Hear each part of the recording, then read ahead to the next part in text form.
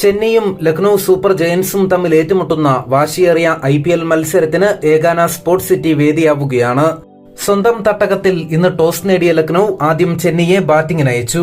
പതിഞ്ഞ താളത്തിലായിരുന്നു ഇന്ന് ചെന്നൈയുടെ ഇന്നിംഗ്സ് ആരംഭിച്ചത്. റൺസൊന്നും എടുക്കാനാവാതെ രജിൻ രവീന്ദ്ര ആദ്യമേ പുറത്തായി.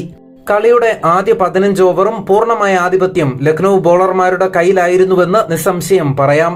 എന്നാൽ അവസാന ഓവറുകളിൽ MS ധോണി, മൊയിൻ അലി എന്നിവർ ആളിക്കത്തിയതോടെ ഒരു ഘട്ടത്തിൽ 150 കടക്കുമോ എന്ന് സംശയിച്ച സ്കോർ 176 റൺസിലേക്കെത്തി. 20 പന്തിൽ 30 റൺസായിരുന്നു മൊയിൻ അലി നേടിയത്. 3 സിക്സറുകൾ അടങ്ങുന്ന ഇന്നിംഗ്സ് ആയിരുന്നു താരത്തിന്റേത്. എന്നാൽ MS ധോണിയായിരുന്നു കൂടുതൽ അപകടകാരി. 9 പന്തിൽ പുറത്താവാതെ 28 റൺസാണ് ധോണി നേടിയത്. 3 ബൗണ്ടറിയും 2 സിക്സറും ധോണി അടിച്ചു പറത്തിയിരുന്നു. 42-ാം വയസ്സിലും ബോളർമാരുടെ പേടി സ്വപ്നമാണ് താനെന്ന് ധോണി ഒരിക്കൽ കൂടി അടിവരയിടുകയായിരുന്നു. 311.11 എന്ന മികച്ച സ്ട്രൈക്ക് റേറ്റിലാണ് ഇന്ന് ധോണി ബാറ്റ് വീശിയത്. മാത്രമല്ല ഒരു പടുകൂറ്റൻ സിക്സറിലൂടെ ആരാധകരെ അമ്പരപ്പിക്കാനും ഇന്ന് ധോണിക്കായി. 101 മീറ്റർ ദൂരത്തേക്കാണ് ആ കൂറ്റൻ സിക്സർ എത്തിയത്. ചെന്നൈക്ക് വേണ്ടി രവീന്ദ്ര ജഡേജ അർദ്ധ സെഞ്ചുറി നേടി. 40 പന്തിൽ പുറത്താവാതെ 57 റൺസാണ് ജഡേജ നേടിയത്.